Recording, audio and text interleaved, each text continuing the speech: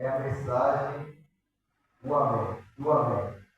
Da fiel e verdadeira testemunha, daquele que por meio de quem Deus criou todas as coisas. Eu sei que vocês têm feito, sei que não são nem frios e nem quentes. Gostaria que fossem frios ou quentes, mas porque são mornos, nem frios e nem quentes, vou logo vomitá-los na minha boca. Vocês dizem, somos ricos, estamos bem de vida e temos tudo o que precisamos. Mas não sabem que são miseráveis, infelizes, pobres, cegos e nus. Portanto, aconselho que comprem de mim ouro puro, para que sejam de fato ricos, e comprem roupas brancas para que se vistam e cubram a nudez da sua vergonha. Comprem também colírio para que possam ungir os seus olhos, a fim de que possam ver. Eu corrijo e castigo todos que eu amo. Portanto, levem as coisas a sério e se arrependam. Escutem. Estou à porta e bato. Se alguém ouvir a minha voz e abrir a porta, eu entrarei na sua casa e jantarei, e nós jantaremos juntos.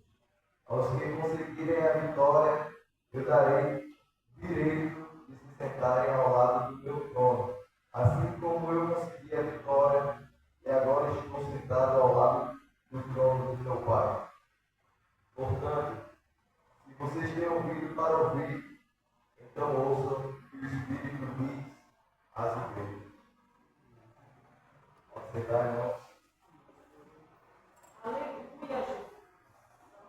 Quero começar aqui agradecendo por mais uma oportunidade de estar aqui pregando na consagração. Agradecer ao irmão Lucas, ao irmão Lésia, pela confiança. Deixar estar aqui ministrando a palavra de Deus. E estar aqui ensinando aos irmãos o que eu estudei, o que Deus revelou para mim estudar. Indo para o texto, irmão, um pouco antes, eu quero começar dizendo o tema que eu escolhi para essa mensagem é o pecado e erro de Laodiceia. Quero começar explicando o que é Laodiceia. É uma igreja, uma das 7 igrejas da Ásia Menor, que João porventura escreveu na ilha de Patmos, estava lá ele, porque por causa do Evangelho, ele estava lá preso na ilha de Patmos, e Deus o deu o destino de escrever 7 cartas para 7 igrejas da Ásia Menor. E uma dessas igrejas que nós acabamos se separando é a igreja de Laodiceia. Laodiceia é uma igreja que é rica, ou pelo menos se acha que é rica. Ela tem dinheiro, mas pelo menos acha que tem dinheiro. Ela diz, eu não tenho falta de nada, mas pelo menos ela acha que não tem falta de nada. Aleluia, eu glória a quero Deus. iniciar aqui dizendo que Jesus, o Deus, ele começa dizendo que ele é o Criador de tudo. Aí talvez a igreja de Laodiceia tenha esperado essa carta, achando que Deus vai falar: parabéns, Laodiceia, você tem dinheiro, parabéns, Laodiceia, você é grande. Mas Deus já começa a carta dizendo: eu sou o início de tudo. Aleluia. Eu sou o início da criação. Eu sou o mesmo Deus que lá em Gênesis disse: haja luz. Então, ao mesmo tempo, ele começa dizendo que eu sou amém. No final da oração, que nós sempre colocamos amém, no final da oportunidade, ele diz, eu sou o início de tudo, eu sou o amém. Ele também, nessa carta, ele também fala que conhecem as nossas obras. Quer dizer, aqui na NTLH, que é a tradução dessa Bíblia aqui que eu comprei, mas na minha Bíblia, aqui de James, dizia, eu conheço as tuas obras. Nós não podemos esconder nada de Deus. Nem mesmo se tem condições. Lá observe que a condição poderia dizer, olha Deus, eu peguei aqui, fiz o errado, mas eu dou uma certa quantia para o Senhor esconder o pecado. Mas ele fala, eu conheço as tuas obras. Eu conheço você veio para ser tanta coisa pode ser tanto ruim quanto a coisa boa. E ele fala aqui, né? Eu conheço as tuas obras, aquilo que vocês têm feito. E ele fala que vocês não são nem frios e nem quentes. Como ele gostaria que Laodicea fosse fria ou quente. Porque crente, eu vou determinar aqui, crente frio, é aquele crente que ele falta o culto porque está cansado. O crente frio é aquele crente que chega da escola, chega do trabalho, está cansado. Aí a mãe fala, vai para a igreja, filho. Aí ele fala, quero não. Estou cansado, passou o dia todo na escola fazendo aquilo que é. Aí chega no dia do culto de doutrina, no culto de domingo, e ele fala, estou cansado, passou a semana toda na escola, no trabalho, ou na faculdade mesmo, fazendo as coisas erradas, e chega no dia do culto e fala, estou cansado. Esse é o crente frio. E o crente morno? O crente morno é um crente que não sabe nem, se você perguntar para ele, o que está escrito no Salmo 73? Ele vai ficar, não sei. A coisa eu digo para você, verdadeiramente Deus é bom com Israel e para a sua casa e com os limpos de coração. Aleluia, glória a Deus, aleluia. Por isso que no primeira Reis, verso 18, vou pedir para que o contábil, um dos irmãos leia, primeira Reis, capítulo 18, verso 21. Então Elias chegou a todo o povo e disse, até quando cocheareis entre dois pensamentos? Se o Senhor é Deus, seguiu, e se Baal, seguiu. Porém o povo lhe não respondeu nada. Isso é o crente morno. Como ele disse, é o crente que está indeciso sobre o que vai fazer. É o crente recundo, como diz o irmão Luther, né? Está com o pé da igreja e o pé no mundo. É o crente recundo, é o crente morno, é o crente que não vem para a igreja porque está com sono. É quase a mesma coisa do crente frio. Só que o crente morno, ele ainda está, o crente frio, ele sabe que ele está fraco, né? Sabe que está cansado, não está querendo vir. E o crente morno está indeciso, não sabe nem quem é Deus. Está indeciso, não sabe nem quem é Deus. Por isso que na carta, Deus fala, como eu gostaria que você fosse frio ou quente. Porque morno você sabe, você está falando em um dos dois. E a Bíblia fala que nós não podemos servir a dois deuses. Nós não podemos servir a dois senhores. E ele fala, agora já o crente quente. Glória a Deus. O crente quente é aquele crente que está porventura, irmão Lucas, por favor. Aquele crente lá de Romanos, capítulo 12, e verso 11.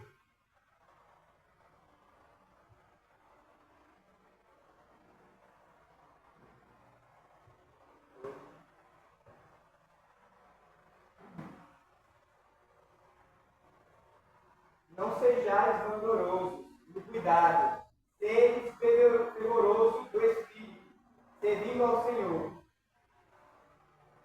Esse é o crente crente. Esse é o tipo de crente que nós devemos ser a todo dia. Além de ser crente sábio, nós temos o Espírito Santo que está para nos ajudar. Eu estou falando com o Lucas ontem, meu pai, o Espírito Santo ele pode demonstrar várias maneiras de se apresentar, né? Tanto nos frutos, como o pastor Paulo falou de doutrina, tanto no falar de línguas. E como ele falou, né? Como falou em Romanos 18:11, ele fala que sejais fervoroso. O que é ser fervoroso? Fervoroso é você vir mesmo cansado. Ser fervoroso não é só você falar em línguas, não é só você falar o que, como o Lucas falou uma vez, não é só você falar como o momento está, como o momento do culto está acontecendo. Ser fervoroso é você, além de apresentar os frutos do Espírito, você também age de forma diferente. O fruto do Espírito é uma coisa que nós temos quando somos batizados ou antes mesmo de ser batizados. Nós podemos adquirir o fruto do Espírito. Nisso, o crente quente, ele se diferencia do crente frio e morno. Por isso que na carta, por isso que Deus gosta do crente frio ou quente. Porque o frio, Deus ainda pode ajudar ele a ser quente. E o crente quente, ele já consegue fazer essa caminhada firme e avante. Agora já o crente morno, no verso 16, ele fala, mas porque são apenas mornos, nem frios e nem quentes, vou logo vomitar da minha boca. Em outra tradução ele fala, estou prestes a me vomitar. Me vomitar, tá? Glória a Deus, aleluia. E nisso, ele deixa assim bem claro que não gosta realmente desse povo. Deus não gosta de estar. Quem é que gosta de. Por exemplo, quem é que gosta de você ser, por exemplo, você ser professor da escola de hoje em dia, pegar um exemplo da minha escola. Quem é que gosta de você estar dando aula e o aluno está lá no celular? Não gosta. Ou você está dando aula e o aluno está lá conversando com outra vez. É a mesma coisa que você está, e aí o cara fala, o professor fala, presta atenção, aí ele presta.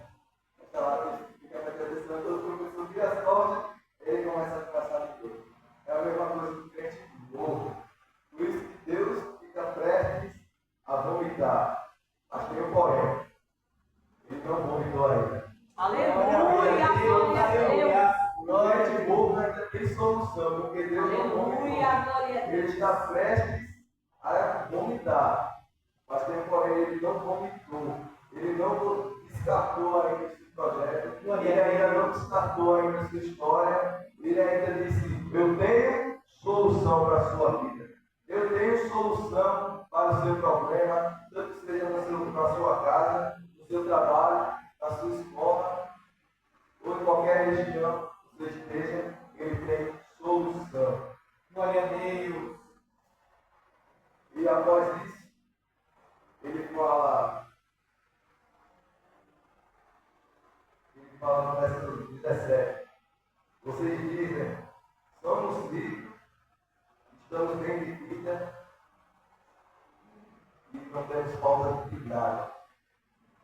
Temos falta de nada. Mas ele deixa bem claro, você acha que é grande, né, Laudicéia? Talvez ele fale, você acha que é grande, né, Laudicéia? Você acha que você tem capacidade porque você tem condição. Aí ele fala, tu é pobre, Por quê? Aí talvez você tenha dito assim, mas eu tenho dinheiro. Aí Deus fala, mas tu é pobre. Aí você fala, mas eu tenho carro bonito do ano, mas tu é pobre, Laodiceia. Porque os valores de Deus são diferentes do que os nossos. Os valores de Deus não é o dinheiro, o valor de Deus não é o seu carro, não é a sua condição, o seu saldo bancário. O valor de Deus é o coração. A gente tem que saber que o coração é o que Deus quer de nós. É o que Ele quer que nós nos entreguemos. E glória a Deus. Como ele fala aqui, né? Ele aconselha. No verso 18, ele fala, portanto, eu te aconselho, você, que compre de mim ouro refinado no fogo. Em outra tradução, né? Aqui está mais ou menos assim. Em outra tradução, aqui de dentro, aconselho que compre de mim ouro refinado no fogo. Para quê? Para que seja realmente rico. Porque o ouro, para Deus, é como se fosse nada. Não é como não. É como se é nada. Ouro para Deus não é nada. A Bíblia fala que o chão de lá do céu é de ouro. Os muros são de cristais. Deus, ele fala que você tanto idolatra lá no céu. Esse ouro, tu coloca no chão. Glória a Deus, aleluia. Igreja pisar. Aleluia. Glória a Jesus, aleluia. Igreja andar. Esse ouro que você ama tanto, esse ouro que você tanto gosta, eu boto no chão para a igreja andar. Porque, como eu disse, os valores de Deus são diferentes dos nossos. E nisso ele também fala que compre roupas para que cubram a sua nudez. As minhas palavras. Compre roupas brancas para que possam cobrir a sua nudez. Ele, literário, ele não fala aqui no modo literário, você está sem roupa aqui. Ele fala da nudez espiritual. Quantas vezes eu já ouvi pregadores falando sobre essa parte aí, da nudez espiritual. Muitas pessoas só vem para o culto por protocolo. Isso é um exemplo de nudez espiritual, porque ele está vindo aqui por obrigação. Ele está vindo aqui não por ele querer, mas sim por ele. Mas eu posso falar? Por que horário? Querer isso. E a nudez espiritual também revela, estudando, que é basicamente você está aqui orando. Você está aqui orando, está cantando, está pregando, está falando. Aí Deus fala, é a mesma coisa do verso 16. Você está orando. Aí Deus fala, eu estou com vontade de vomitar. Mas eu estou pregando, mas eu estou com vontade de vomitar. É porque o secreto que você faz com Deus não agrada a Ele. Isso se torna uma nudez espiritual. Efésios vai falar, a carta de Efésios vai falar das armaduras espirituais. E essa é a roupa que Ele aconselha para nós. Essa é a roupa que Ele quer que nós realmente, não é essa aqui de couro que nós vestimos, de couro ou de tecido, qualquer outro tecido aí. Ele pede para vestir roupas espirituais. E a outra parte que ele fala é que aconselho também que comprem colírio e coloquem as suas olhos para que possam realmente ver. Porque o colírio, quando nós colocamos, quem usa óculos, né? Coloca, porque o colírio também, coloca para poder melhorar a visão, para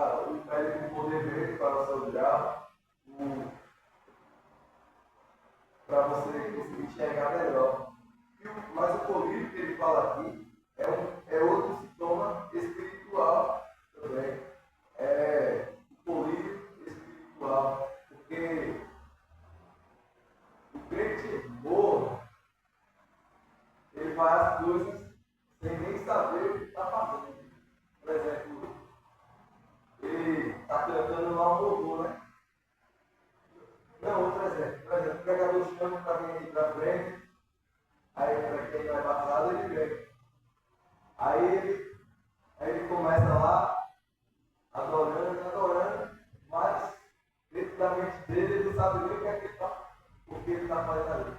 Sabe nem por que ele está ali. Isso, ele acaba cegando seus olhos. Isso ele acaba ficando cego, porque ele vem para a igreja, mas não sabe o que está acontecendo na igreja. Ele vem cultuar, mas o seu coração não está consagrado. O seu coração não está consagrado a Deus. Glória a Deus, aleluia. E logo após isso, Jesus, com sua eterna e infinita bondade, ele fala: eu corrijo, e outras traduções eu corrijo e repreendo a quem eu amo. Eu corrijo, eu doutrino, eu deixo você doutrinado lá no banco de trás, mas é porque eu te amo. Eu te amo. Ele fala: eu te amo, igreja. Eu te amo. E eu quero que você saiba que Ele está nos corrigindo. Ele nos corrige. Ele nos traz uma palavra doutrinária do pastor Paulo ou de qualquer outro pastor, porque Ele nos ama. Porque qual é o pai? Qual é o pai que quer ver o mal do filho? Qual é o pai que quer ver o filho se dando mal na vida? Qual é o pai que quer ver o filho virando assim, na palavra de hoje, maloqueiro, está fazendo as coisas erradas hoje em dia? Nem a mãe própria quer. E nisso, ele fala: eu te amo, filho. Glória a Eu te Deus, corrijo porque eu te amo. Eu te trouxe Aleluia, aqui glória a Deus. para escutar essa palavra porque eu te amo. Mas ele fala: portanto, levem as coisas a sério e se arrependam. Está falando aqui. Se arrependam. Para você, eu falei na última pregação que eu dei aqui, eu falei que basta um ato só para Deus operar na nossa vida, que é arrepender. Se você quer ver Deus agir na sua vida, se você quer ver o amor de Deus agir na sua vida, você tem que se arrepender de coração e de alma para fora. Você tem que se arrepender de tudo que você tenha feito errado. E nisso, ele fala: escutem, verso 20. Eu estou à porta e bato. Muitas vezes, adolescentes, ou jovens, ou senhoras, ou senhores, ou obreiros, estão dormindo dentro do seu acomodismo. Estão acomodados com a conformidade da igreja. E Deus fala: eu estou à porta e bato. glória a Deus, aleluia. Eu estou à porta, atendo. E ele fala: se alguém abrir, eu entrarei e jantarei ou cearei com a sua casa. Nesse ato aí que ele fala, se ele entrar, se você abrir a porta, não é a porta de casa não, é a porta do coração. Se você abrir o coração para ele, ele vai lhe batizar no Espírito Santo. Se você abrir o coração para ele vai entrar na sua vida e vai fazer a obra que ele tanto prometeu para você. Aí tem igreja que fala: mas Deus prometeu tanto. Eu estou recebendo cada promessa de Deus, eu não estou vendo nada se cumprir. Talvez seja porque você não abriu seu coração. Realmente. Glória a Deus. Talvez você não tenha aberto o seu coração para Deus. Aquele que entende das suas dificuldades.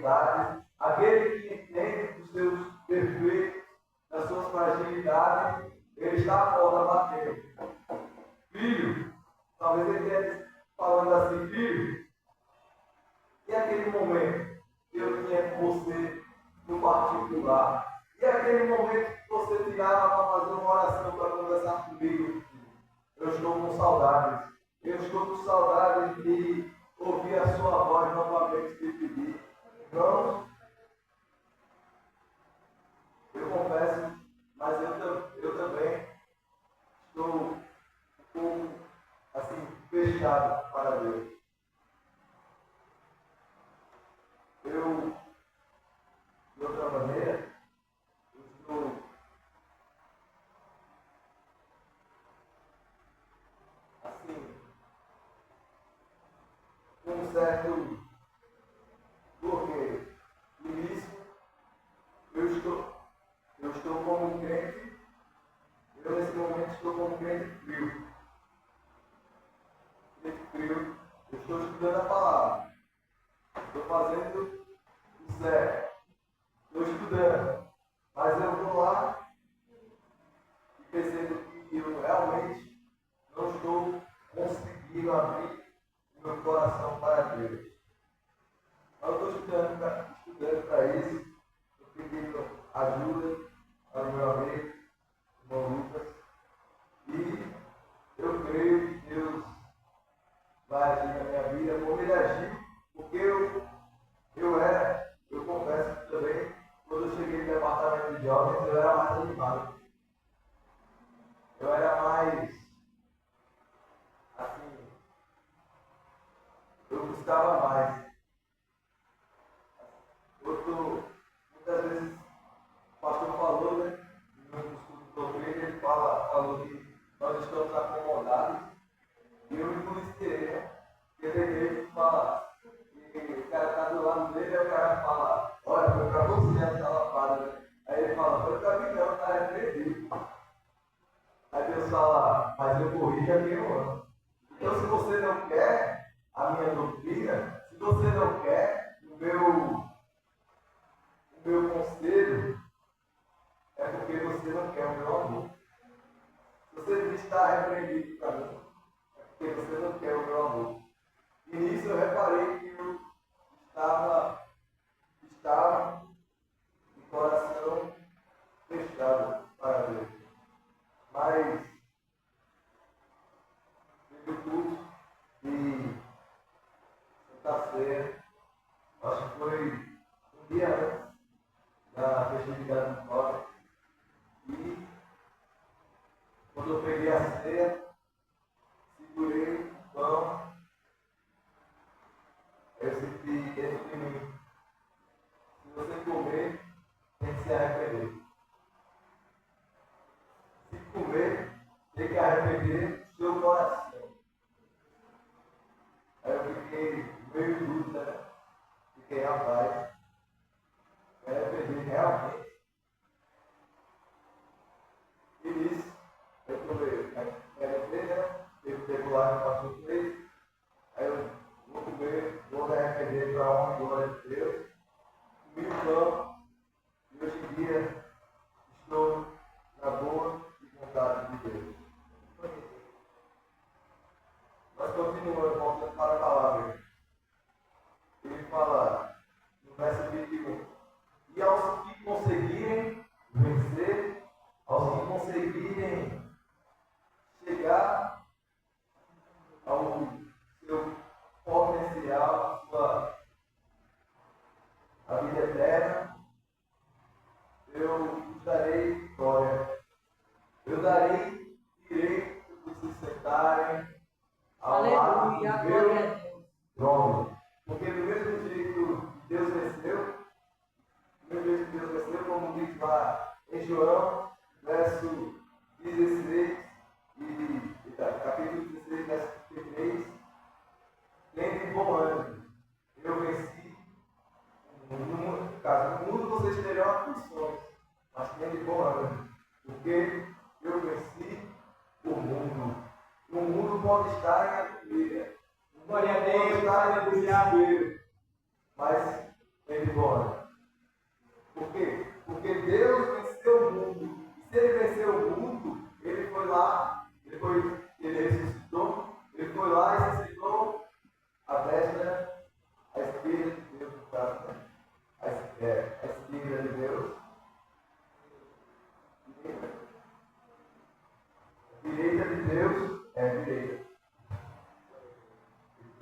mesa e ele fala: vocês também se assentarão à minha direita. Porque do mesmo jeito que eu venci esse mundo, vocês também podem vencer. Do mesmo jeito que eu venci essa tempestade que teve, que foi a crucificação, ele disse: vocês também podem vencer. E se vocês vencerem, eu darei a vitória. Se vocês conseguirem, Glória a Deus, vocês vão aleluia. se sentar ao lado de Deus, ao meu lado, ao lado do Pai, porque Ele cuida. O nosso Deus, Ele é o Deus de justiça, é o Deus do fogo, mas Ele também é o Deus que cuida de nós. É o Deus que transforma vidas. Glória a Deus, aleluia. E nisso, eu encerro dizendo aqui: os que têm ouvido, ouçam o que o Espírito diz às igrejas. Aleluia, glória a Deus. Convido aqui a irmã Yara para cantar um louvor para encerrar esse culto. Cantar um louvor ao Senhor. Aleluia, glória a Deus.